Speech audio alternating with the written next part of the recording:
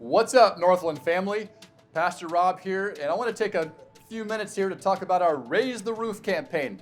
Hey, you've heard Pastor Josh and Jean talk about what our needs are in replacing the roof on top of the rink here. You actually heard them on the roof. You've heard Brian talk about what our needs are in the cafe off the main foyer there in the main building. But I want to take a minute and I want to invite you inside the rink and let's talk about what it would be like if we renovated the inside, if we could just dream a little bit and reach our goals during Giving Weekend next weekend. We want to raise the roof, but right now I want you to join me inside and let's look what we would love to do underneath that roof. Welcome to the rink. This is standard operational wear for when it's raining outside. But seriously, all joking about the rain aside, I've been here for a few years now.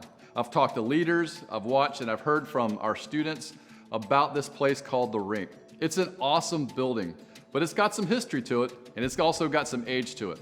So let's talk some specifics about the dreams we have for the interior of the rink. You know, right here to my side is our foyer welcome area. We would love to update that and make it more inviting and welcoming to the community, but also to parents of students and children and families that are able to come in here and to check their students in at the very beginning of the night. Over this shoulder over here, you see where the cafe has been here and very functional for many years, but it is an old establishment and there are things in there that need to be updated.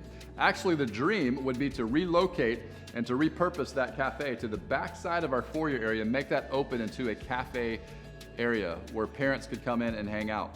In the place of that would be some glass doors and glass walls. Listen, I love to do student ministry in this building and many other things, but what I don't like is when a parent can't see what is happening and what their kids are involved in. And so I want to have that kind of transparency throughout this space and open up this entire space a little more. And speaking of opening up, there's a couple other places that we would love to update. You see our game room over this shoulder, and it has been very useful and productive over these years, but we would like to update that game area.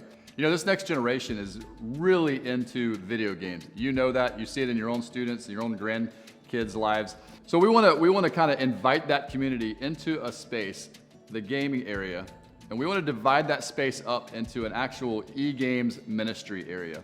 And what that would mean is like updating the technology that we have, invite students to come in and to be engaged in these video games, but also be engaged in discipleship. Find out who Jesus is, inviting them into this community instead of being individual, online, playing by themselves. We want to invite them into this community and reach out to them in that way.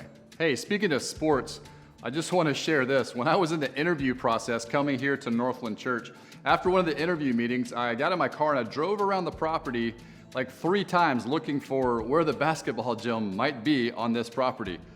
Are you kidding me? As a basketball coach, this is absolutely a crime. There is no basketball gym on this property.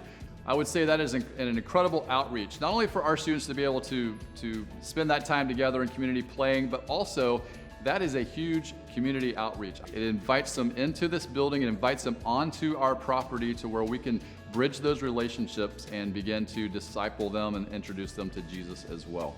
I want to talk about what that would look like here in the rink in a renovation. So this is what we're dreaming up. With the relocation of the cafe to the back side of the foyer, it would open up enough space to have a half court here in the back of the rink. Then you can put in a 3/4 court alongside it using the same exact floor, which would allow teams to run up and down the floor, allow them to scrimmage, allow pickup games to take place, and multiple games to happen at one time. Maybe you have not been inside the rink auditorium recently. It has served this church incredibly. But as you can see, if you were at one of our recent worship nights, you can see that place really hasn't been updated or changed since those early days. That carpet has some great pizza and Mountain Dew crammed down in it really well. I know we're trying to upgrade our technology in there. Our soundboard has got to be upgraded. Our lighting, there's a lot of dark spots in here, as some of you got to see that a few weeks ago. So there's just a lot of things that we need to bring up to speed to reach this next generation. You may ask yourself, well, why do I want to give to the next generation? It's not my generation. I'm never going to enjoy that space. Well, let me tell you this. Let me take you down a trip down memory lane, if you will. Remember when you first became a believer?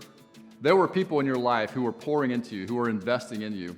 There were people who thought it important enough to create spaces for you to meet in, to learn, to study the Bible, and to find out who you were and your identity in Jesus.